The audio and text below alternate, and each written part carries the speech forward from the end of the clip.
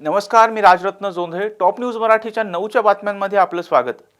24 तास नाही तर फक्त एका तासात आपण देशभरातील दिवसभराच्या महत्त्वाच्या राजकीय, सामाजिक, क्राईम आणि मनोरंजनासह इतर घडामोडींचा वेगवान आढावा घेणार आहोत. जे लोक आपल्या राज्यात आणि देशात टिपू सुलतानाची जयंती साजरी करतात, अशा लोकांना पाकिस्तानमध्ये पाठवायला हवं असं विधान समस्त हिंदू आघाडीचे अध्यक्ष मिलिंद एकबोटे यांनी केलंय. आपला जो भारतीय गोवंश आहे हा किती मौल्यवान आहे. हा भारतीय गोवंश आपल्या देशाचं किती मोठं वैभव आहे हे या निमित्ताने सगळ्यांच्या समोर आणण्यासाठी आमदार महेशदादा लांडगेंनी खूप मोठी खटपट केलेली आहे, खूप मोठा प्रयत्न केलेला आहे. आणि आमदार महेशदादा लांडगेंनी हे जे काम केलेलं आहे त्याबद्दल त्यांचं अभिनंदन केलं पाहिजे. छत्रपती शिवाजी महाराजांचे जे शब्द होते, गायीचे रक्षण केल्याचे पुण्य बहुत आहे. शिवाजी महाराजांची शिकवण प्रत्यक्ष पालन त्या शिकवणीचं करणं, अंमलात ती शिकवण आणणं हे काम महेशदादा लांडगेंनी केलेलं आहे. ही फार महत्वाची आणि अभिनंदनीय गोष्ट आहे. गायीचं वर्णन असं केलेलं आहे मोठ्या संतांनी, स्वामी गोविंद देवगिरींनी, temple and hospital 2 in 1, that is Indian cow. अशी आमची भारतीय गाय आहे जी माणसाच्या सगळ्या आरोग्याचे प्रश्न पण मिटवते आणि धर्माचं पण ती प्रतीक असलेली गाय आहे. या गायीचं रक्षण झालं पाहिजे. भारतामध्ये आता फक्त 13 लाख गायी शिल्लक आहेत. हिंदुस्थानला स्वातंत्र्य मिळालं तेव्हा 33 कोटी गायी होत्या. 32 कोटी 87 लाख गायी कापल्या गेल्या. आता याच्या पुढे एकही गाय कापली जाणार नाही. अशी वेळ लवकरात लवकर येईल अशी आशादायी परिस्थिती या प्रदर्शनामुळे निर्माण झालेली आहे. महेशदादांचं मी अभिनंदन करतो.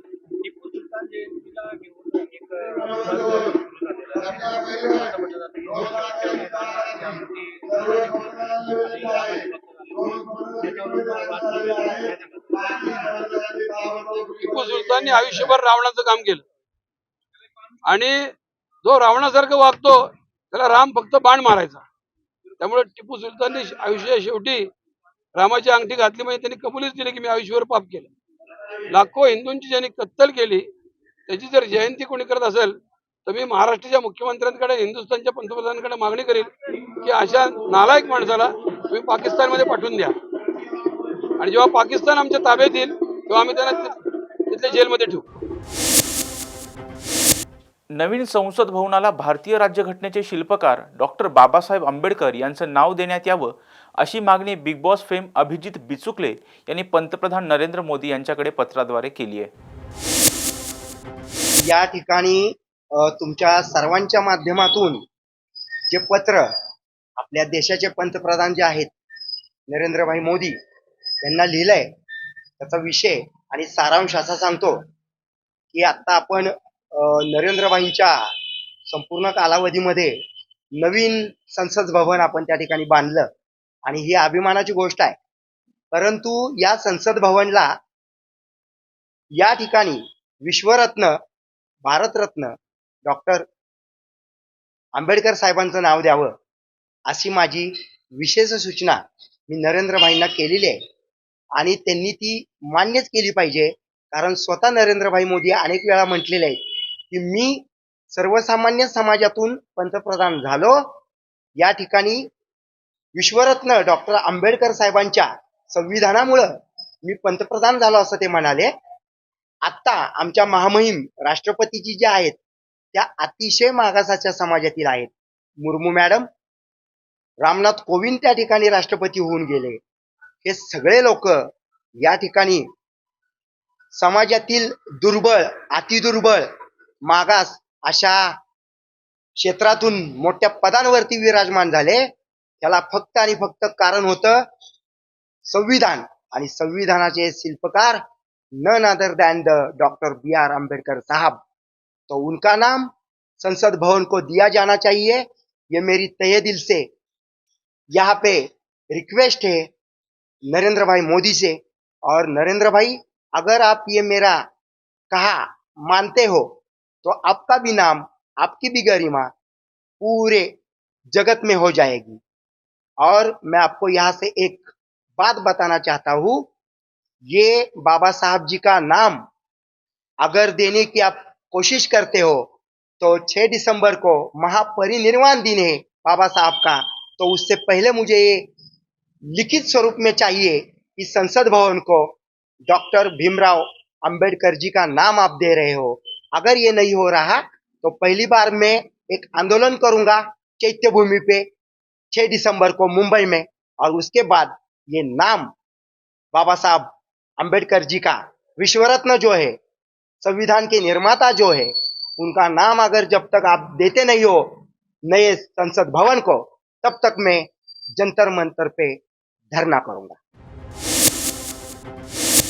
पुणे महानगरपालिकेतील कोविड घोटाळा प्रकरणी तत्कालीन आरोग्य प्रमुख डॉक्टर आशिष भारतींसह तिघांवर गुन्हा दाखल करण्यात आला आहे।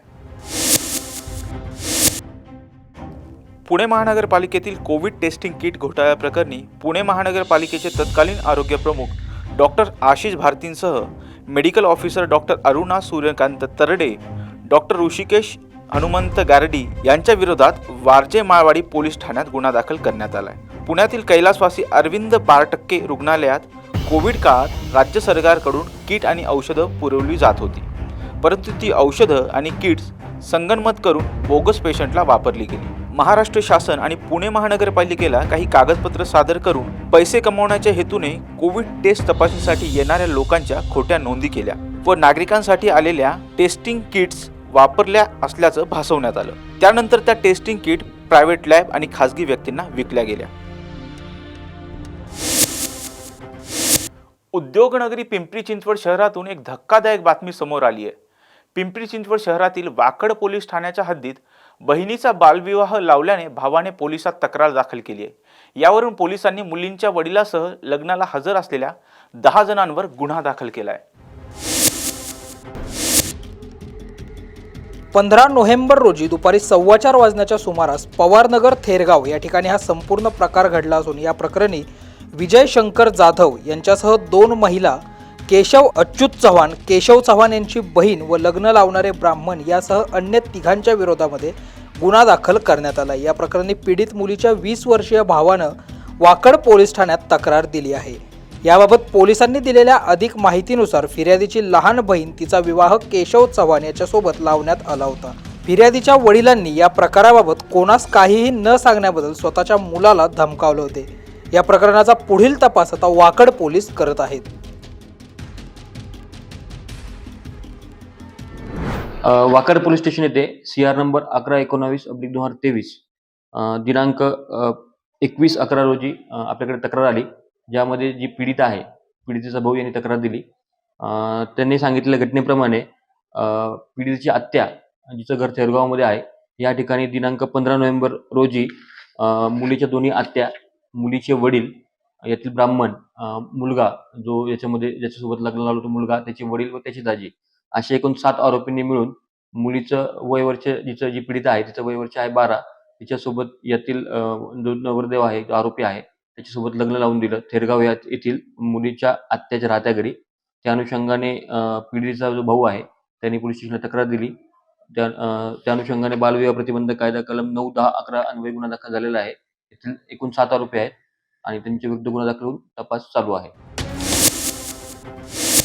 मागील काही दिवसांपूर्वी दाक्षिणात्य अभिनेत्री रश्मिका मंदना हिचा एक व्हिडिओ व्हायरल झाला, त्यामुळे मोठी खळबळ उडाली।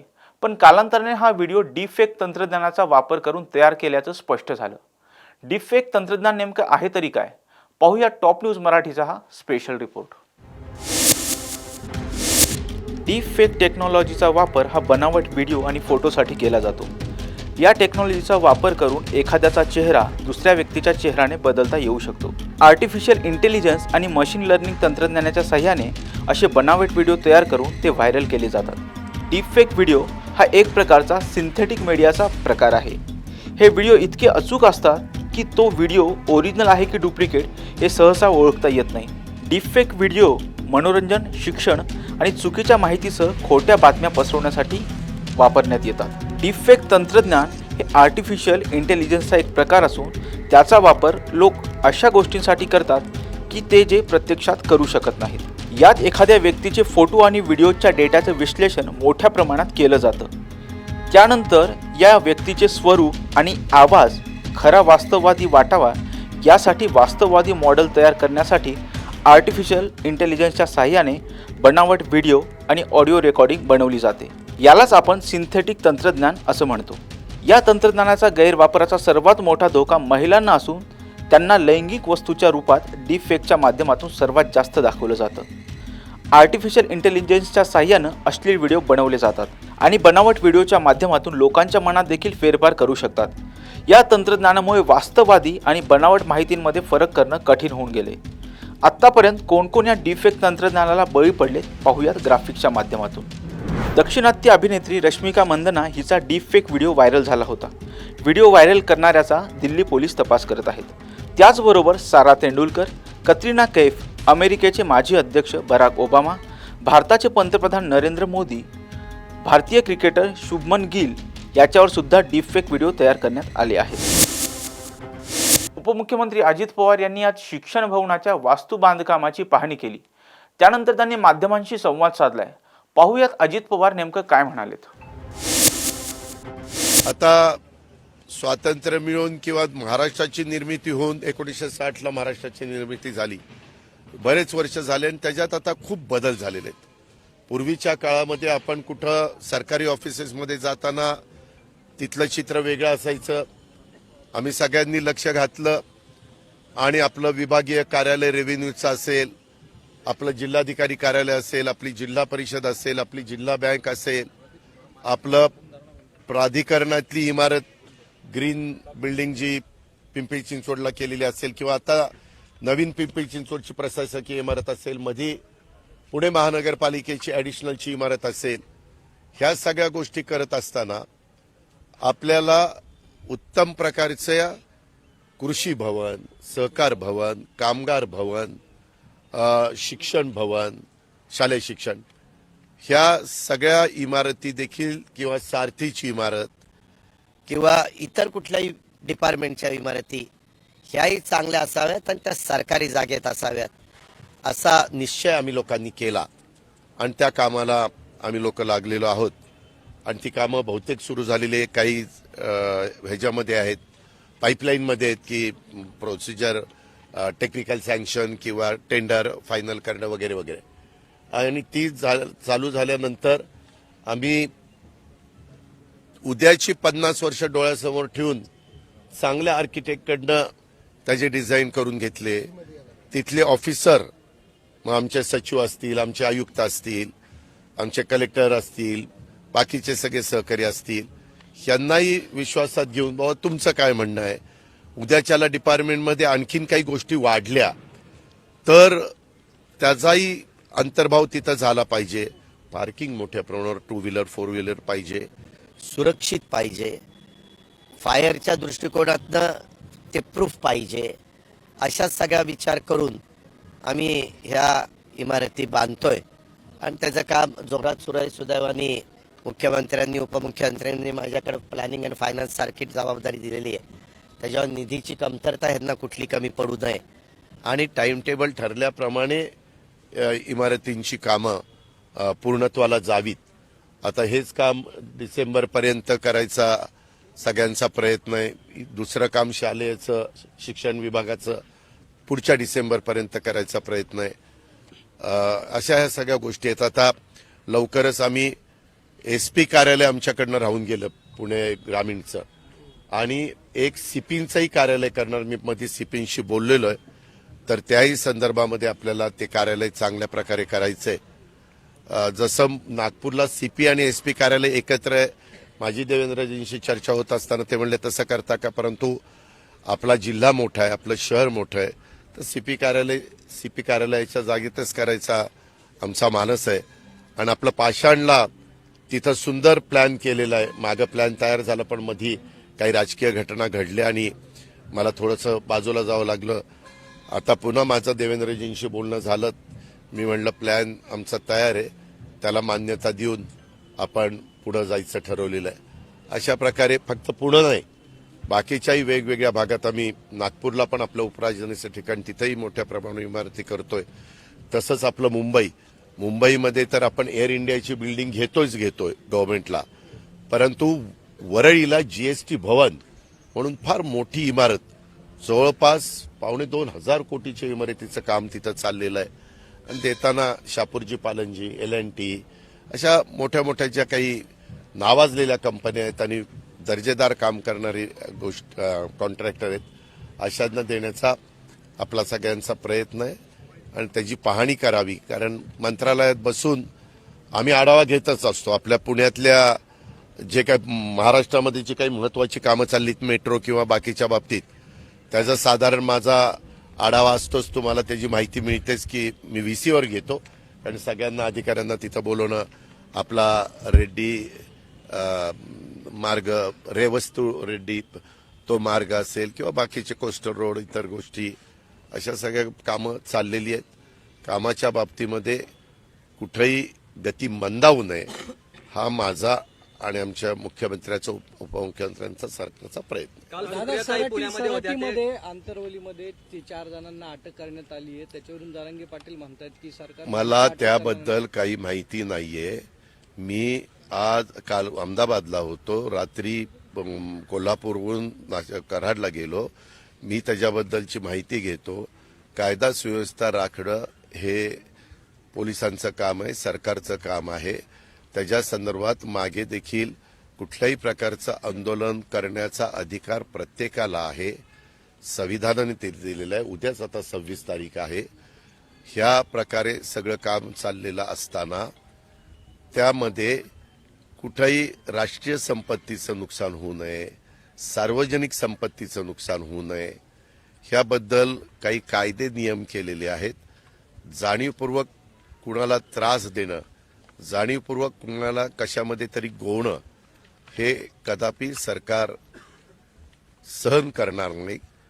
ज्यांनी कुणी मधल्या काळामध्ये काही बाबतीमध्ये कमी पडले त्या अधिकाऱ्यांच्या पण बदल्या केलेल्या आपल्या लक्षात आलं असेल. त्यावेळेस काही अधिकाऱ्यांच्यावर मुख्यमंत्र्यांनी ऍक्शन घेतलेली पण आपल्या सगळ्यांच्या लक्षात आलं असेल. परंतु शेवटी सरकारमध्ये कुणीही प्रमुख असलं तरी त्या प्रमुखाला आणि सरकारला कायदा सुव्यवस्थेच्या दृष्टिकोनातनं लक्ष हे द्यावंच लागतं. त्या नियमाची पायमल्ली होणार नाही. कोर्टानी न्यायव्यवस्थेनी घालून दिलेले जे काही त्यांच्या डायरेक्शन आहेत किंवा त्यांचे आदेश आहेत त्याच्यामध्ये कुठेही काही कमतरता राहणार नाही ह्याबद्दलची काळजी घ्यावी लागेल. कधी रात्री बेरात्री कुठेही होतात मी त्याच्या संदर्भामध्ये कुणीही, मी पर्टिक्युलर जरंगेंचंच फक्त नाव घेतो असं नाही, कुणीही कुठल्याही व्यक्तीनी समाजामध्ये अशा पद्धतीनं भडकाऊ भाषणं, ज्याच्यात भाषणामध्ये साधारण कसे शब्द वापरले पाहिजे सर्वांनीच, मग ते सत्तेमध्ये सत्ताधारी असो, विरोधक असो किंवा ज्यांचा राजकीय पक्षाशी कुठला संबंध नसो, एक जबाबदार नागरिक म्हणून प्रत्येकाला जो अधिकार आहे आपलं मत मांडण्याचा तो जरूर मांडावा. आज पुण्यतिथी चव्हाण साहेबांनी आपल्याला सुसंस्कृत महाराष्ट्र कसा असू शकतो, कसा आपण घडवू शकतो आणि तशा पद्धतीनं काम करू शकतो हे त्यांनी दाखवलं. आणि ती परंपरा तेव्हापासून महाराष्ट्रामध्ये प्रशासनामध्ये देखील आणि सगळीकडे चालायला लागली. परंतु अलीकडं मी सकाळी कराडला पण बोलत असताना सांगितलं की काही काही बाबतीमध्ये काही जणांचं आपण त्याला वाचाळवीर म्हणू शकतो अशा पद्धतीनं कुठंतरी एखाद्या शब्दाने समाजामध्ये तेढ निर्माण होणार नाही ह्याबद्दलची काळजी ही सर्वांनी घेतली पाहिजे अशी माझी विनंती आहे. असं मी आव्हान देखील सगळ्यांना करतो. त्याच्यामध्ये सर्वच जण आले. मी कुणाचं नाव घेऊ इच्छितो. सांगितलं ना, आता एवढं सांगितलं तर परत आहेच का? दादा, आरक्षणासाठी सगळ्याच जातींचं सर्वेक्षण जे आहे ते करावं अशा पद्धतीचा निर्णय राज्य मागासवर्गीय आयोगाने घेतल्याचं ऐकवत आहे. मात्र मी देखील ती बातमी वाचली की बाबा 400 का 500 कोटी रुपये मागास आयोगाने ह्या कामाच्या करता मागितलेले आहेत अशी बातमी मी वाचली.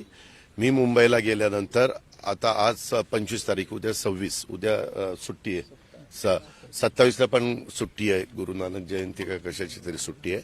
28ला मी मुंबईला गेल्यानंतर त्याची माहिती त्या ठिकाणी घेईल. आणि शेवटी आयोगाला पण इथं प्रत्येकाला वेगवेगळ्या प्रकारे अधिकार दिलेले आहेत. त्याला त्यांच्या संदर्भामध्ये त्यांनी काय करावं काय नाही अशा पद्धतीनं स्वायत्तता दिलेली आहे आणि त्या पद्धतीनं प्रत्येकजण आपापलं काम करत असतं. तर आम्ही जरूर तशी मागणी झालेली असेल तर आम्ही मुख्यमंत्री उपमुख्यमंत्री मंत्रिमंडळामध्ये चर्चा करू आणि राज्याच्या हिताचा राज्याच्या भल्याचा निर्णय घेऊ. दादा, लोकसभेच्या निवडणुका तोंडावरती आहे. तुम्ही अमित शहाची भेट घेतली.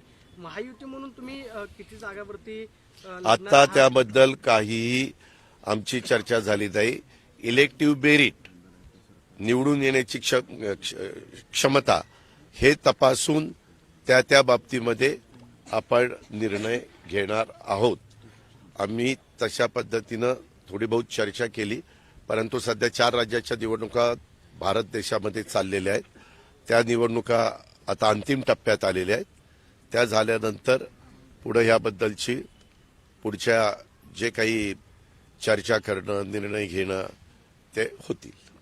चव्हाण साहेबांची पुण्यतिथी आहे. महाराष्ट्रात 200 आमदारांचं सरकार आहे, तरीही महाराष्ट्राचं नुकसान नाही. भाजपाचे प्रदेशाध्यक्ष चंद्रशेखर बावनकुळे मालेगाव दौऱ्यावर होते. यावेळी त्यांनी माध्यमांशी संवाद साधलाय. पाहूया चंद्रशेखर बावनकुळे नेमकं काय म्हणाले. 3.5 लाख घरी जाऊन मोदीजींच्या 9 वर्षाच्या कार्यकाळाच्या संपूर्ण योजना ज्या भेटल्या त्यांना भेटणार आहेत, ज्या अजूनही पोहोचल्या नाही आहेत. काही लोक असे आहेत ज्यांना योजना पण मिळाल्या नाही आहेत. त्या योजनांचं पूर्ण करणे, आयुष्यमान भारत कार्ड असो, आता मोदीजींनी 2029 पर्यंत फ्री अन्नाची योजना दिली ती असो, गरीब कल्याणाच्या मध्यमवर्गीय कल्याणाच्या योजनांचा समाजाच्या शेवटच्या माणसापर्यंत पोहोचवणे हा आमचा अजेंडा आहे. आणि मला या गोष्टीचा अभिमान आहे की माननीय निलेश कचवेजी, आमचे खासदार भामरे साहेब, दिगावकर साहेब आणि सर्वच या ठिकाणी आमची पूर्ण कोर ग्रुप लोकसभेचा यांनी मला आश्वस्त केलं आहे पुढच्या 2 महिन्यामध्ये 600 सुपर वॉरियर 3.5 लाख घरी जातील. एक सुपर वॉरियर 600 घरी जाईल आणि या संपूर्ण योजनाची पडताळणी करेल. मुस्लिम समाजाच्या ज्या योजना मुस्लिम समाजाला मिळाल्या पाहिजे, ओबीसी कल्याणाच्या विश्वकर्मा योजना मिळाल्या पाहिजे, याकरता आम्ही काम करणार आहोत.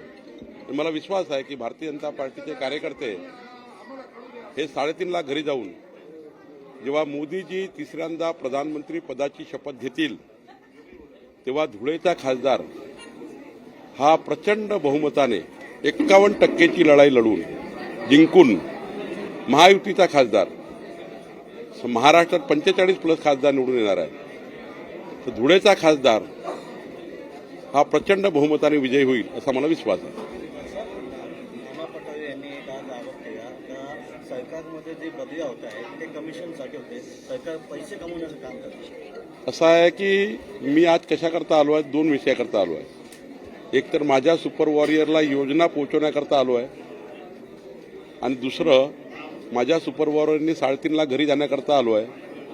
दुसरं आज मला जे निवेदन मिळाले आहे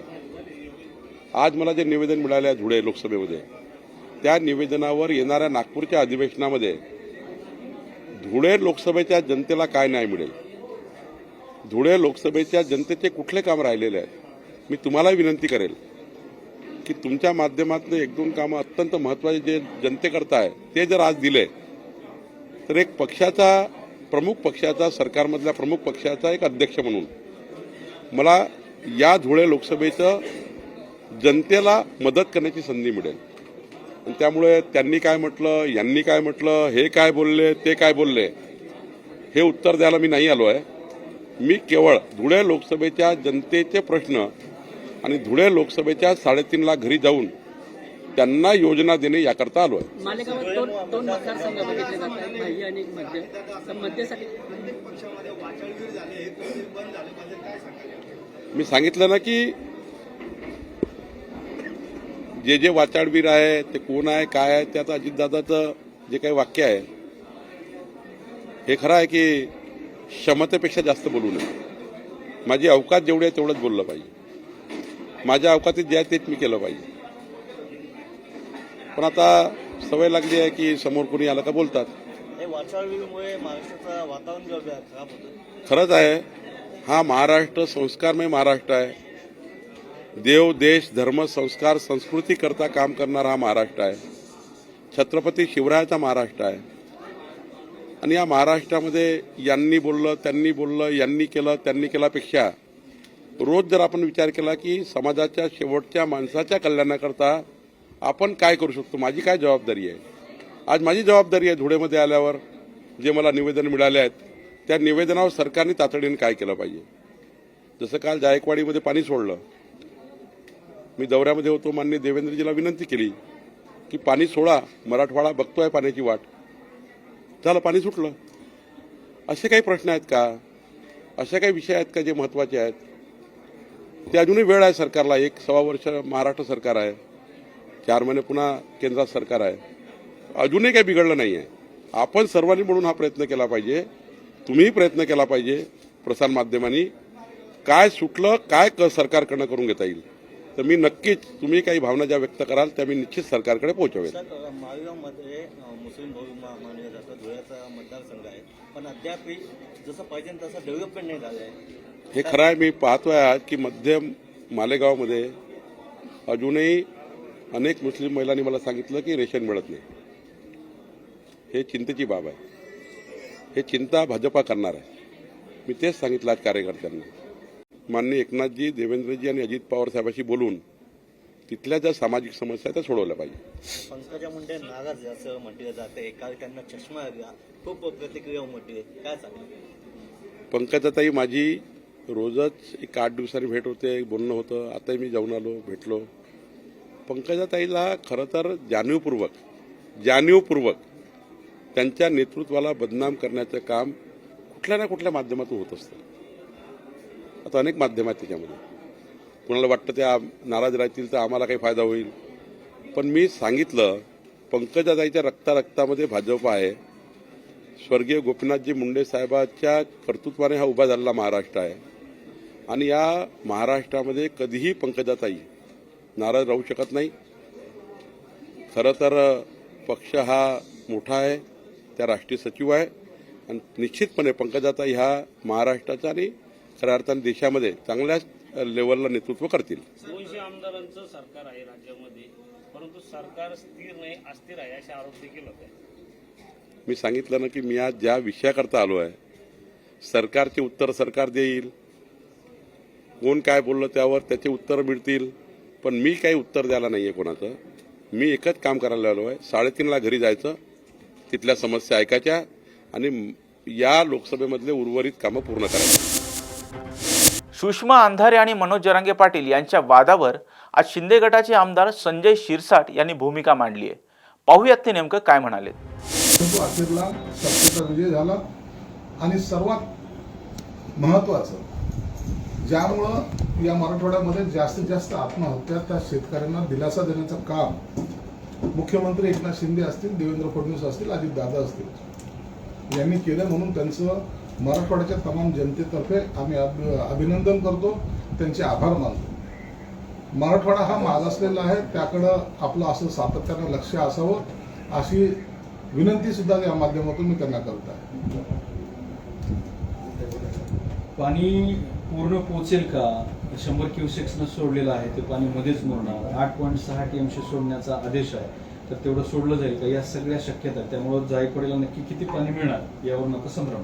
आजही 8.5% पाणी जर TMC पाणी जरी सोडलं तरी जे पाणी मध्ये झिरपतं किंवा मुरतं त्यामुळं आम्हाला मॅक्झिमम या सिच्युएशनमध्ये 5 ते 6% TMCच्या वर पाणी येणार नाही. आणि म्हणून मधल्या पट्ट्याचे जे काही शेतकरी असेल त्याला सुद्धा या पाण्याचा फायदा होणार आहे, हे एवढं मात्र निश्चित आहे. मंत्रिमंडळातील सर्व सहकारी मुख्यमंत्री सहित सर्वजण ऍक्टिव्ह आहेत. त्याबद्दलचं काम चालू आहे आणि योग्य तो निर्णय सुद्धा ऐन वेळा तो घेतला जाईल. परंतु विधानसभेमध्ये तो ठराव येणार का याबाबतची माहिती मुख्यमंत्री एकनाथ शिंदे आपल्याला देतील. दुसरा मुद्दा आहे की आंतरवाली सराटीत जी दगडफेक आणि जाळपोळ झाली होती त्या प्रकरणात 3 आरोपींना पोलिसांनी अटक केलेली आहे. मनोज जरंगे म्हणतात सरकारनं सांगितलं होतं अटक करणार नाही, आता अटक करून आमच्या आंदोलनाला डाग लावणार आहात का, असा सवाल विचारला. नाही, मनोज जरांगेने त्याच्यानंतरचं जे स्टेटमेंट दिलेलं आहे की नेमकं त्यांच्याकडे जी काही हत्यारे मिळाली आहेत त्याबद्दलची माहिती घेऊन मी स्टेटमेंट देईल. आणि मुळामध्ये हत्यारे मिळणं हा एक गुन्हा आहे आणि म्हणून ज्यांच्याकडे मिळाले असतील किंवा ते निष्पन्न झाले तरच त्यांच्यावर कारवाई होईल, नसता त्यांना निर्दोष सोडलं जाईल. म्हणून आज मराठा आरक्षण आणि हत्यार याचा परस्पर संबंध लावण्यामध्ये काही अर्थ नाही आहे. योग्य तो कारवाई जे काही गुन्हेगारी प्रवृत्तीचे असेल त्यांच्यावर होईल एवढं मात्र निश्चित आहे. आज 200 आमदारांचं सरकार राज्यात आहे, पण ते सरकार स्थिर नाही. त्यात महाराष्ट्राचं नुकसान आहे. महाराष्ट्रात प्रचंड अस्वस्थता आहे. सुप्रिया सुळे आणि संजय राऊत हे दोनच असे नेते महाराष्ट्रात आहेत की जे अस्वस्थ आहेत. नेमकं रोज काय घडेल किंवा काय घडणार आहे याबाबतची खडानाखडा माहिती त्यांना असल्यासारखं ते सर्व बोलत असतात. आणि मला वाटतं हा त्यांचा मानसिक संतुलन बिघडण्याचा हा प्रकार आहे. म्हणून आमचे आमदार असताना आम्हाला कुठेही धोका नाही. सरकार हे व्यवस्थित चाललेलं आहे. धोका त्या लोकांना आहे ज्यांच्या पक्षाचे आमदार किंवा ज्यांच्या पक्षाचे कार्यकर्ते हे आमच्यामध्ये सामील होत आहेत. नाना पटोले म्हणाले की कर्मचाऱ्यांच्या बदल्यामध्ये मोठ्या प्रमाणात पैसे कमवण्याचं काम सरकारमध्ये चाललेलं आहे. आता सर्व आरोप संपलेले आहेत म्हणून नाना पटोलेंनी हा एक नवीन दुसरा आरोप करण्याचा प्रयत्न केलेला आहे. आणि जी प्रॅक्टिस त्यांच्या काळात होत होती त्यांना वाटतं की याही काळात तशी प्रॅक्टिस चालू असेल, परंतु या सरकारने पारदर्शक पद्धतीने सर्वांच्या बदल्या केलेल्या आहेत आणि सर्व जे कर्मचारी आहेत त्यांना त्यांच्या असलेल्या बदलीच्या ठिकाणी तातडीने रुजू होण्याचे आदेश सुद्धा देण्यात आलेले आहेत. संजय गायकवाड आहेत तुमचे सहकारी आणि जवळचे मित्र. ते म्हणतात की मागच्या निवडणुकीमध्ये पंकजा मुंडेंवरती अन्याय झाला आहे. निवडणुकीमध्ये अनेक कार्यकर्त्यावर थोडं बहुत प्रमाणात अन्याय होतो. कधी तिकीट वाटपामध्ये होतो किंवा कधी निवडणुकीमध्ये होतो. आता पंकजा मुंडेबद्दल नेमकं काय घडलं याबद्दलची मला माहिती नाही. राज्यात घोडे बाजाराला ऊत आलाय. मोदींनी मान्यता दिली नसती तर महाराष्ट्रात घोडे बाजार झाला नसता. काही किंमत मोजावी लागली तरी चालेल, पण सत्ता पाहिजे या सूत्रावर देश चालला आहे. या घोडे बाजाराला उघड प्रोत्साहन भारतीय जनता पक्षाकडून दिलं जात आहे. पृथ्वीराज चव्हाण. सत्ता गेल्यानंतर हे विचलित झालेले सर्व नेते, जेव्हा हे सर्वजण सत्तेत होते त्या टायमाला सत्तेचा वापर हा सर्वसामान्य माणसासाठी करावा लागतो हे यांच्या ध्यानी मनेही नव्हतं. काँग्रेस एकीकडे तर राष्ट्रवादीचे काही लोक एकीकडे. उठाव्या गटाचा तर प्रश्नच येत नाही, ते आपले भले, असा सर्व जो प्रकार होता. कारण सर्वसामान्य माणूस हा म्हणजे त्रस्त होता. त्याला दिलासा द्यायच्या कामासाठी नरेंद्र मोदी साहेबांनी आम्हाला सहकार्य केलं. म्हणून आज हे सत्ता परिवर्तन झालं आणि सर्व कामं जे त्यांच्या काळामध्ये ज्यांना स्थगिती होती, ज्यांची कामं सुरू झाली नव्हती, त्या सर्व कामं आता एकनाथ शिंदे साहेबांच्या नेतृत्वाखाली सुरू आहेत. म्हणून महाराष्ट्राची ही होणारी घोडदौड, ही होणारी प्रगती या विरोधी पक्षाच्या काही लोकांना खूपत आहे म्हणून ते असे स्टेटमेंट करत आहेत. सुप्रिया सुळेंचं दुसरं स्टेटमेंट आहे. अंतरवाली प्रकरणामध्ये गृहमंत्री स्वतः फेल्युअर झालेली आहेत. पूर्वी चांगलं काम केले, मात्र आत्ताच त्यांना काय झाले कळत नाही असं म्हणतात. सुप्रिया सुळेने आता या बाबतीमध्ये जास्त न बोललेलं बरं. त्यांनाही संजय राऊतकडे चहा प्यायला जाऊ नका असं माझा त्यांना प्रेमाचा सल्ला असणार आहे. मुख्यमंत्र्यांचा कराड दौरा रद्द झालाय, नेमकं कोणत्या कारणाने समोर आलेला नाही, त्याबद्दलची माहिती मला नाही. तसं राजस्थानमध्ये मुख्यमंत्र्यांच्या नावात हिंदू हृदय सम्राट लावण्यात आलं. यावरून उबाटा गटाकडून खूप मोठ्या प्रमाणामध्ये टीका झाली. उबाटा गटाला आता नेमकं काय काम उरलं हेच मला कळत नाही. आम्ही जेव्हा त्यांना माहीत नाही, शिवसेना या लोकांनी पाहिलेली नाही. पूर्वी जेव्हा आमच्याकडे पदाधिकारी नेमायचे तर तालुक्या लेवलला जर एखादा तालुका प्रमुख नेमला तो शिवसेना प्रमुख म्हणायचा. मग आम्ही त्याला सांगायचो बाबा असं नाहीये, तू शिवसेना प्रमुख नाही, तू तालुका प्रमुख आहे. काही कालानंतर त्या लोकांना कळतं. राजस्थानामध्ये कोणीतरी एका बॅनरवर हिंदू हृदय सम्राट लिहिलं. अरे आम्ही हिंदू हृदय सम्राट होऊ शकत नाही, आमची ती लायकी पण नाहीये. हिंदू हृदय सम्राट एकच शिवसेना प्रमुख बाळासाहेब ठाकरे, त्याचेही आम्ही अनुयायी आहोत. आता एखाद्याने बॅनरवर काहीतरी लिहिलं त्याचा एवढा काही इथं प्रसार करायला लागले की नाही एकनाथ शिंदे साहेब आता हिंदू राजा सम्राट झाले, काय काम केलं ते सांगा. अरे आम्ही त्यांचे अनुयायी आहोत, त्यांच्या विचारावर आमचं ही सत्ता चाललेली आहे. आम्ही कसं हिंदू राजा सम्राट होऊ शकतो? आणि शिंदे साहेबाचे ते डोक्यातही नाही. परंतु यांना काहीतरी बातम्या पाहिजेत. राजस्थानची एखाद्या बॅनरवर लिहिलेली एक लाईन त्याला इथं हे इतकं मोठं करायला लागले.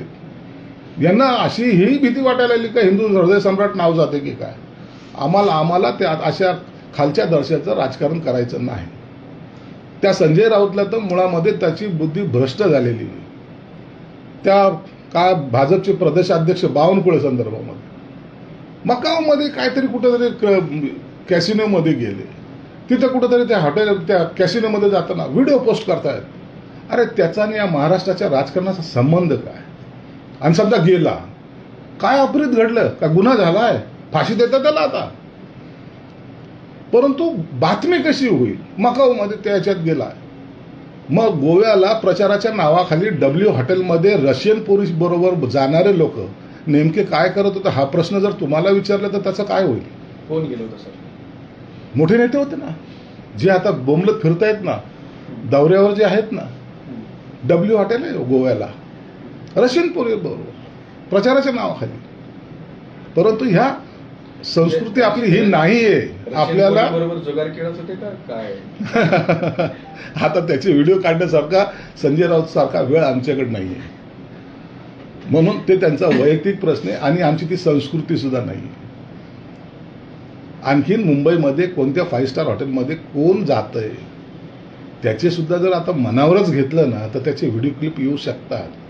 परंतु कधीही वैयक्तिक जीवनामध्ये कोणी काही करत असेल तर त्याच्यामध्ये डोकवण्याचं काम आपण करू नये असं आमची संस्कृती सांगते. म्हणून हे राजस्थान असेल, मकाऊ असेल, या गोष्टीमुळं महाराष्ट्राच्या या नावाला कलंक लागत चाललेला आहे. तुम्हाला महाराष्ट्राच्या विकासाचं बोलायला पाहिजे. लंडनला जाऊन तुम्ही काय हनुमान चालीसा वाचत नाहीये, बोलायला लावू नका. तुम्ही परदेश दौरे करता त्या टायमाला खिशामध्ये हनुमान चालीसा घेऊन जात नाहीये, कोणती गीता बरोबर घेऊन जात नाहीये. तुमचे व्हिडिओ काढायचा जर प्रयत्न केला तर ह्याच्यापेक्षा भयानक व्हिडिओ लोकांसमोर येतील ना तर तुम्हाला पळती भीत थोडी होईल. म्हणून कुणाच्यावर आरोप करताना स्वतः किती चारित्र्यवान आहात याचा थोडासा तपासणी करा आणि मग लोकांवर टीका करा. सर असं म्हटल्या धनगर आरक्षण, मराठा आरक्षण, लिंगायत आरक्षण ही सगळे आंदोलनं सरकारला हाताळता आली नाही, त्यामुळं त्या सगळ्या आरक्षणावर एकत्रित स्वतंत्र अधिवेशन बोलवा अशी मागणी. या आरक्षणाचे मुद्दे हे आता निघलेले नाहीत. गेली 40 वर्षापासून अनेक समाजाचे लोक लढत आहेत आणि तुम्ही लोकांवर आरोप करण्यापूर्वी 40 वर्षापासून सत्तेमध्ये असताना तुम्ही काय दिवे लावले हे थोडं महाराष्ट्राला कळू द्या. गेल्या 2.5 वर्षामध्ये कोणतं एक महत्वाचं पाऊल उचललं तुम्ही हे जनतेला एकदा सांगा. शिंदे साहेब जे आज प्रयत्न करतायत ती पोटदुखी तुम्हाला टोचते.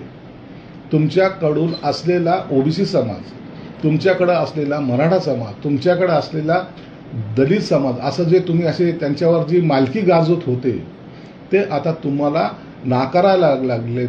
म्हणून तुम्ही त्यांची बाजू घेऊन कडे घेऊन काही बोलायचा प्रयत्न करतायत. परंतु आता सर्व समाजाच्या लोकांना कळालंय काँग्रेसने असेल की राष्ट्रवादीने असेल आम्हाला फसवलंय आणि म्हणून आता तुम्हाला येणाऱ्या निवडणुकीमध्ये त्याचा निश्चित परिणाम जाणवेल आणि दिसून येईल.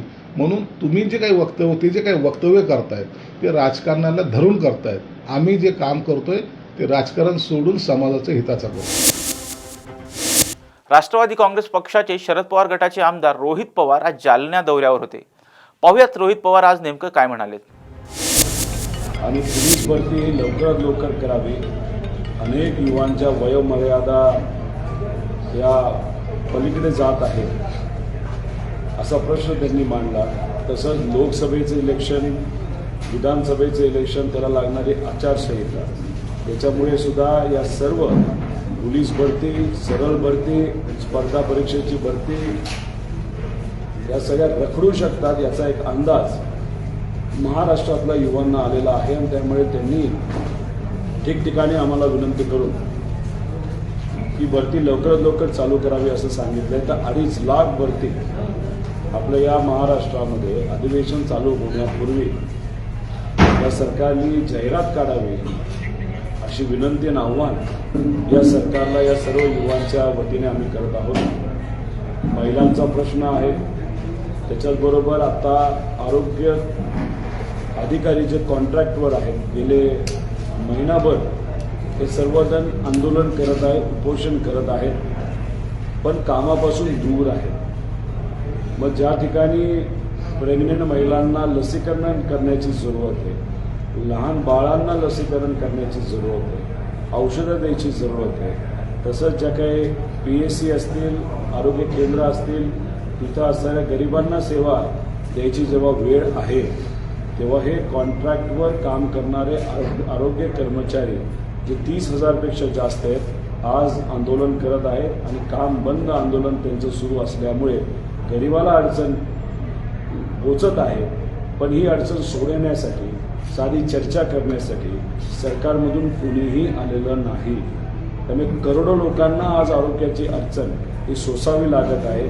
त्याबद्दल सरकारने सुद्धा सकारात्मक विचार करावा. त्यांचाही या कॉन्ट्रॅक्टवर काम करणाऱ्या कर्मचाऱ्यांचा मुद्दा आम्ही घेऊन चाललेलो आहोत आणि तसंच या कॉन्ट्रॅक्टवर काम करणाऱ्या कर्मचाऱ्यांना विनंतीसुद्धा केलेली आहे की तुम्ही काम बंद केल्यामुळे सरकारला फरक पडेल नाही पडेल, पण गरिबाला पडू शकतो.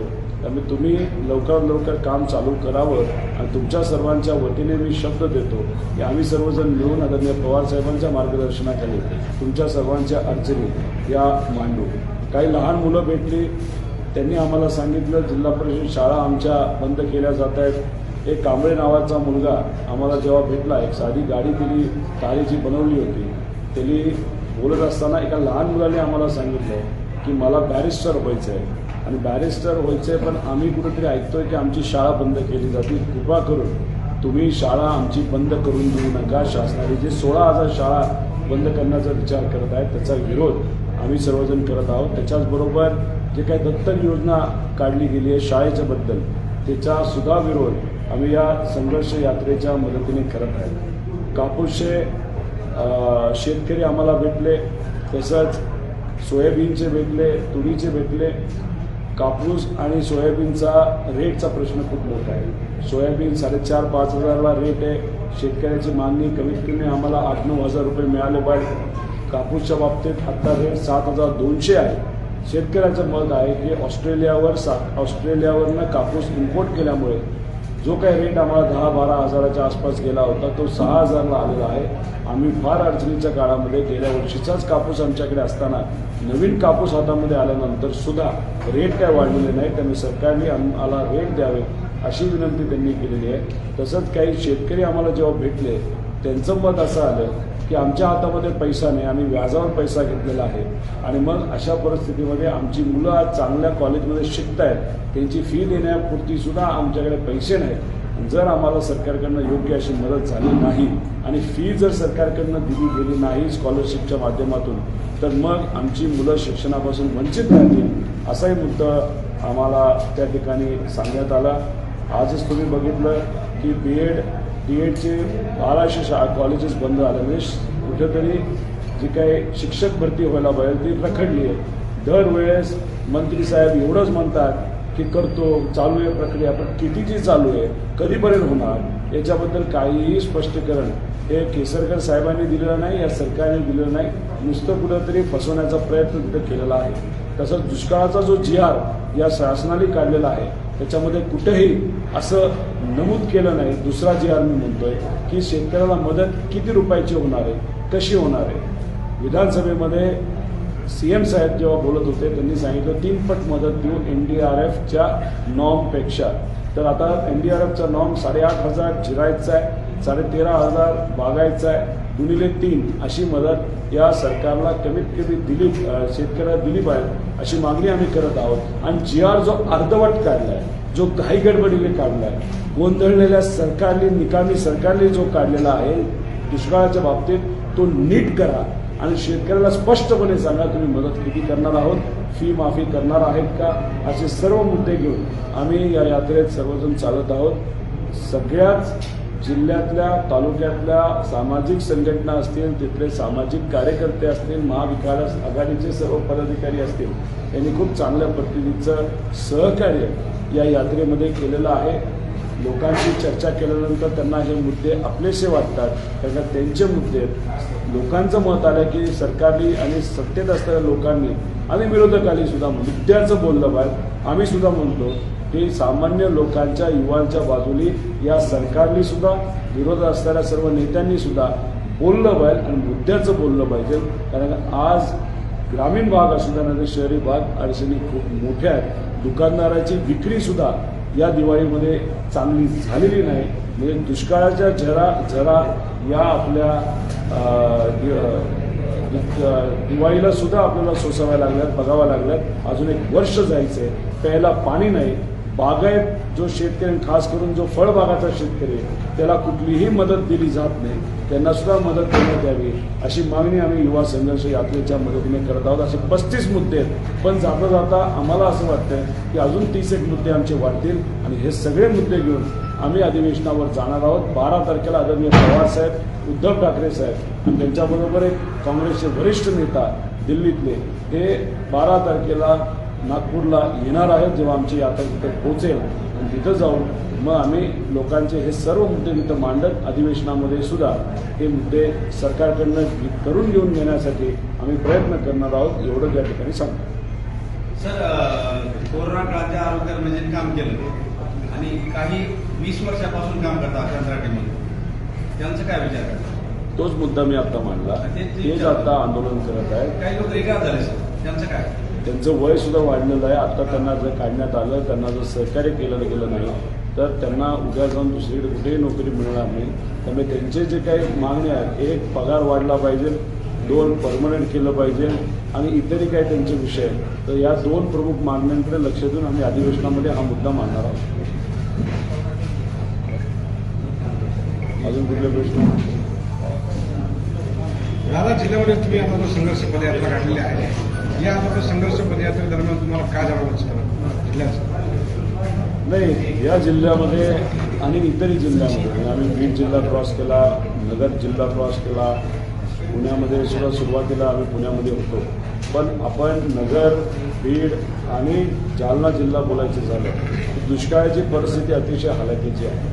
प्यायला पाणी आत्ताच संपलेलं आहे, जनावरांना पाणी टिकणार नाही आणि मग अशा परिस्थितीमध्ये शेताला सुद्धा पाणी आज नाही. मी काही विहिरी बघितल्या, विहिरी ह्या पूर्णपणे संपलेल्या आहेत, तर कुठेही पाणी नाही आणि जे काय बोरने पाणी त्या विहिरीत टाकलं जातं ते 1 तासापेक्षा जास्त राहत नाही. आणि अशा परिस्थितीमध्ये दुष्काळाची परिस्थिती हलाखीची आहे. शेतकरी, कष्टकरी हा अडचणीत येणार आहे, युवा अडचणीत येणार आहे. तसंच आपण बघितलं तर शाळेमध्ये जाणारे जे विद्यार्थी, नंतर कॉलेजमध्ये जाणारे विद्यार्थी, त्यांचा फीचा मोठा प्रश्न हा उद्भवणार आहे. आणि या सर्व लोकांचं हे मत आलं, जे कोणी शेतकरी आम्हाला भेटले, की जे काही शेतात पीक आहे आमचं, त्याला एक चांगला मोबदला सरकारच्या मदतीने मिळाला पाहिजे आणि दुष्काळ जो काय आपण सर्वजण पुढे बघत आहोत त्याला एक चांगली अशी मदत सरकारकडनं झाली पाहिजे. असं आत्तापर्यंत तरी आम्हाला जाणवलं. युवा, विद्यार्थी आणि इतरांशी बोलून त्यांचेही प्रश्न आम्हाला जाणवलेले आहेत. म्हणजे दिवसाला आम्ही कमीत कमी संवाद हा 200-300 लोकांबरोबर करतो. चालत असताना काही 1000 लोक आमच्याबरोबर असले तरी महत्त्वाचं काय, संवादाला आम्ही जास्त महत्त्व देतो. त्यांच्या अडचणीकडे मी समजून घेतो आणि मग त्या अडचणी नमूद करून तुमच्यासमोर आमच्या अधिवेशनामध्ये आम्ही आमच्या पद्धतीने तिथे मांडणार आहोत. आंतरवाली सराटी येथे जो संशयित पकडला तो राष्ट्रवादी असल्याचं चर्चा, तो राष्ट्रवादीचा असू द्या, बीजेपीचा असू द्या, काँग्रेसचा असू द्या, अजून कुठल्याही इतर पक्षाचा असू द्या, जेव्हा पहिला लाठीचार्ज शासनाकडनं होतो, पोलिसांकडनं होतो, जेव्हा आई बहिणींना तिथं लाठींनी मारलं जातं, तेव्हा तिथे असणारा प्रत्येक युवा हा पार्टी बघत नाही, माणुसकी बघतो आणि माणुसकीच्या नादामध्ये जेव्हा मस्तकात आग जाते तेव्हा त्यांच्या हाताला कुणी थांबवू शकत नाही. मला सरकारला एवढंच सांगायचं आहे, पोलिसांनी लाठीचार्ज पहिला का केला, कोणाच्या फोनवर केला, हे स्पष्टपणे कुठेतरी लोकांना तुम्ही सांगा. तुम्ही असेच कार्यकर्ते पकडत राहिला, त्यांच्यावर कारवाई करत राहिला आणि कुठेतरी वेगळ्या प्रकारचा रंग देण्याचा जर प्रयत्न केला तर हे लोक समजून घेतील, लोक याच्यावर प्रतिक्रिया देतील. बीडमध्ये काय झालं हे सरकारने सांगावं. बीडमध्ये जे काही मराठा समाजाचे दुकानदार असतील, नेते असतील, ओबीसी समाजाचे नेते असतील, दुकानदार असतील, हॉटेलवाले असतील, यांच्यावर कारवाई याच्यावर जेव्हा हल्ले होत होते, जाळपोळ होत होती, महिला आत होत्या, बाळकं आत होती, वडीलधारी आत होती, तरी सुद्धा घर जाळलं जात होतं. अशा परिस्थितीमध्ये 7 तास पोलिसांनी तिथं कुठलीही कारवाई त्या लोकांवर का नाही केली? हे प्रोफेशनल लोक तुम्ही आणले गेले, ज्यांच्याकडे पेट्रोल बॉम्ब होते, ज्यांनी प्रत्येक घराला एक विशिष्ट नंबर दिला होता, ज्यांच्याकडे दगडं विशिष्ट प्रकारची होती, त्याच्याच बरोबर त्यांच्यात जे काही लोक होते एका दगडामध्ये एक CCTV ते फोडत होते. त्या गाड्याच्या ॲम्ब्युलन्सेस आल्या होत्या, त्या कुठून आल्या, कशा आल्या, त्यांना घेऊन कुठे गेल्या, याच्यावर स्पष्टपणे सरकारने कुठेतरी सांगावं. पोलीस जर तिथं काम करत नव्हतं, म्हणजे कुठेतरी मराठा विरुद्ध ओबीसी या महाराष्ट्रामध्ये व्हावं, यासाठी कुठली तरी शक्ती प्रयत्न करत आहे, आणि त्या शक्तीचं जर पोलीस हे ऐकत असेल, मग ती शक्ती सत्तेत आहे असं आमच्या सगळ्यांचं मत आहे. आणि तिथं सुद्धा त्या प्रोफेशनल लोकांवर जे दगडफेक करत होते, जाळपोळ करत होते, त्यांच्यावर सरकारकडनं आणि पोलिसांकडनं कारवाई झाली नाही. कारवाई झाली कोणावर? तर गरिबावर, जे साईडला राहून फक्त बघत होते, थांबवण्याचा प्रयत्न करत होते, तिथं सुद्धा कारवाई करत होता विशिष्ट पद्धतीनेच केली की उद्या जाऊन कुठंतरी असा एक मेसेज जाईल की तिथं असणाऱ्या मराठा समाजाच्या कार्यकर्त्यांवर कारवाई झाली, वातावरण अजून तापवेल. आणि हे तापवत मला तर भीती अशी वाटते की डिसेंबर महिना गेल्यानंतर जानेवारीमध्ये कुठेतरी अशा पद्धतीने महाराष्ट्रामध्ये वातावरण तापवण्याचा प्रयत्न हा काही लोकांकडनं केला जाईल, ज्याच्यामुळे खूप मोठ्या प्रमाणात समाजामध्ये तेढ हा निर्माण होऊ शकतो. या सगळ्या गोष्टीकडे बघत, राजकारण बाजूला ठेवून, महाराष्ट्राचं हित मनामध्ये ठेवून कुठेही द्वेष कोणाही समाजाच्या मनामध्ये येणार नाही, याची दक्षता ही विरोधातल्या नेत्यांनी सुद्धा घेतली पाहिजे, कार्यकर्त्यांनी घेतली पाहिजे, समाज सुधारकांनी सुद्धा घेतली पाहिजे, आणि सत्तेत असणाऱ्या सर्व नेत्यांनी सुद्धा घेतली पाहिजे, असं आमच्या सगळ्यांचं मत आहे. सुषमा अंधारे यांनी जातीत भेद निर्माण करू नये असं विधान सामाजिक कार्यकर्त्या तृप्ती देसाई यांनी टॉप न्यूजशी बोलताना केलंय. त्यांच्याशी संवाद साधले आमचे प्रतिनिधी संकेत देशपांडे यांनी. ठाकरे गटाच्या उपनेत्या सुषमा अंधारे यांनी पुण्यातील सेना भवनामध्ये पत्रकार परिषद घेत असताना मनोज जरांगे पाटील यांच्यावर टीका केली होती. या टीकेला भूमाता ब्रिगेडच्या संस्थापक अध्यक्षा तृप्ती देसाई यांनी आपल्या नेहमीच्या आक्रमक शैलीमध्ये अगदी जशास तसं प्रत्युत्तर दिल्याचं पाहायला मिळालं. आपल्यासोबत स्वतः तृप्तीताई आहेत. ताई, सर्वप्रथम तुमचं स्वागत टॉप न्यूज मराठीमध्ये. सुषमा अंधारेंनी जी टीका केली होती त्या टीकेला तुम्ही काल फेसबुक पोस्टच्या माध्यमातून प्रत्युत्तर देखील दिलं. काय भूमिका आहे तुमची? मराठा आरक्षणाचा लढा हा जरांगे पाटलांच्या उपोषणानंतर आपण बघतोय की आक्रमक झालेला आहे. मराठा समाज जो आहे तो पेटून उठलेला आहे आणि त्यानंतर राज्यभरात जे आहेत ते वेगवेगळ्या ठिकाणी दौरे होत आहेत, जरांगे पाटलांच्या सभा होत आहेत आणि सुषमा अंधारेंचं जे काही जी काही वक्तव्य आली ती याच्यासाठी मला वाईट वाटली. कारण कुठंतरी जरांगे पाटलांसारखं एक नेतृत्व मराठा समाजात पुढे आलंय जे निस्वार्थीपणे काम करतंय. त्यांनी कुठे कुणाला स्वागत करायची तयारी करायला सांगितलेली नाहीये. तर मराठा समाज वेगवेगळ्या पद्धतीनं त्यांना जसं जमेल त्या पद्धतीनं त्यांचं स्वागत करतोय. मग काही ठिकाणी हत्ती आणला जातो, काही ठिकाणी आपण बघतोय की 100 JCBंनी जी आहे ती फुलांची उधळण झालेली आहे. आणि मग अंधारेंचं असं म्हणणं आहे की 100 JCB आणून फुलांची उधळण करतात आणि आर्थिक मागासले पण कसं.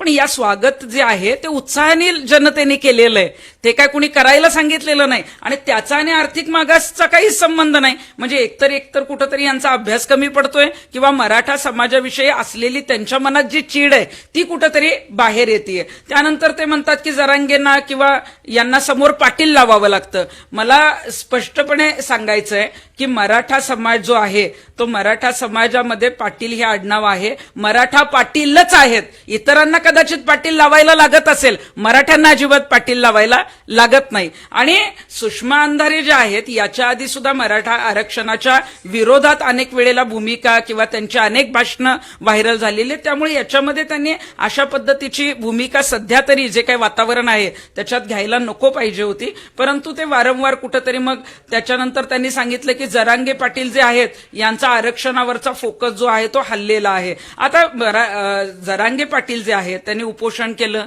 आंदोलन केलं, त्यानंतर सभा होत आहेत, त्यानंतर दौरे होत आहेत, हे सगळे आरक्षणाच्या बाबतीत होत आहेत. हा, अगदी भुजबळ साहेबांना उत्तर देणं असेल किंवा काही असेल, हे सगळं का होतंय तर आरक्षणाच्या मुद्द्यावरून होतंय. त्यामुळे आरक्षणाचा फोकस हा जरांगे पाटलांचा अजिबातच हललेला नाही, परंतु ज्या सुषमा अंधारे आहेत त्यांना प्रसिद्धीची सवय गेल्या वर्षभरापासून लागलेली आहे. त्यामुळे जरांगे पाटील यांचं आंदोलन सुरू झाल्यापासून सुषमा अंधारेंवरचा जो मीडियाचा फोकस बाजूला गेलाय, त्यामुळे त्यांना कदाचित त्रास होत असेल आणि त्या प्रसिद्धीसाठी अशी काहीतरी वक्तव्य होत आहेत. पण याच्यावरून एकंदरीत एवढंच दिसतंय की सुषमा अंधारे स्वतःच्या जातीचं भांडवल करतात, स्वतःच्या जातीच्या बाबतीत परिस्थितीबाबत वर्णन करतात, सहानुभूती मिळवतात आणि दुसऱ्या जातीबाबत मात्र बोलून बदनामी करतात. हे कुठंतरी थांबवलं पाहिजे आणि माझी त्यांना विनंती आहे की अशा पद्धतीनं जी काही भाषा आहे किंवा मराठा समाजाबाबतीतली तुमची जी काही चीड आहे ती जाहीरपणे दिसतीये, जे तुमच्या राजकीय भविष्यासाठी अजिबातच योग्य नाही. याच पत्रकार परिषदेत बोलताना सुषमा अंधारे असं देखील म्हटलं की मनोज जरांगे पाटील पूर्वी आरक्षणाच्या मुद्द्यावर बोलत होते, आता वैयक्तिक टीका टिप्पणी जास्त करतात. नाही, हे बघा, मी सांगितलं की मनोज जरांगे पाटील यांच्या बातम्या आम्ही दररोज बघतोय, दररोज दौरे बघतोय, त्यांच्या सभा ऐकतोय. वैयक्तिक कुठेही त्यांचं आंदोलन किंवा कुठलंही आरक्षणाच्या बाबतीत बोलताना बाजूला गेलेलं नाही. हा, काही ठिकाणी वैयक्तिक जर कोणी टीका करत असेल तर त्याला प्रत्युत्तर देणं गरजेचं आहे.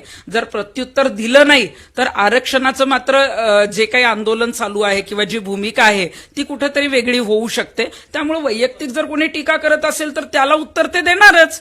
त्यामुळे तुम्ही जास्त काही सांगायची गरज नाही. तुम्हाला जी शिवसेनेने जबाबदारी दिली आहे ती पार पाडा. तुम्ही जातीत भेद किंवा जातीत भांडणं लावू नका किंवा मराठ्यांविषयी जो काही पहिल्यापासून तुमच्या मनात राग आहे तो जाहीरपणे वारंवार दाखवण्याचं काम करू नका, नाहीतर मग मराठी तुमची जागा नक्कीच तुम्हाला दाखवतील. आरक्षणाच्या मुद्द्यावरून मराठा समाज आणि ओबीसी समाजामध्ये कुठेतरी संघर्ष होताना पाहायला मिळतोय. या सगळ्या पार्श्वभूमीवर तुमची भूमिका काय? मराठा समाजाला आरक्षण जे आहे ते मिळालंच पाहिजे.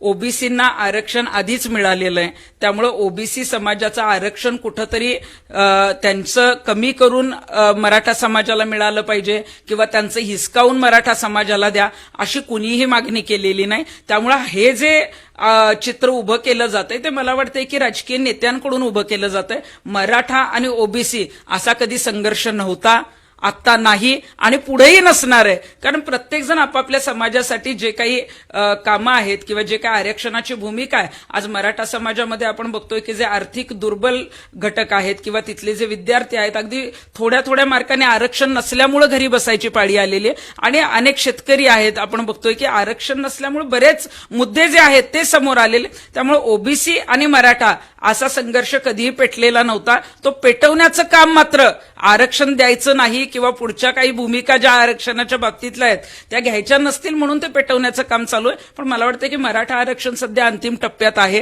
काही ना काही गुड न्यूज हे डिसेंबरमध्ये निश्चितच मिळेल. एकंदरीत जर आपण पाहिलं तर मनोज जरांगे पाटलांचं उपोषण असेल किंवा सरकारने दिलेली डेडलाईन असेल तर या सगळ्या पार्श्वभूमीवर लवकरच गुड न्यूज मिळेल असा आशावाद जो आहे तो तृप्ती देसाई यांनी टॉप न्यूज मराठीच्या माध्यमातून बोलताना व्यक्त केलाय. व्हिडिओ जर्नलिस्ट शिवाजी साळुंक्यांसह संकेत देशपांडे, टॉप न्यूज मराठी, पुणे. आजच्या 9च्या बातम्यांमध्ये इथेच थांबण्याची वेळ झाली. पाहत रहा टॉप न्यूज मराठी. आपला महाराष्ट्र, आपली बातमी.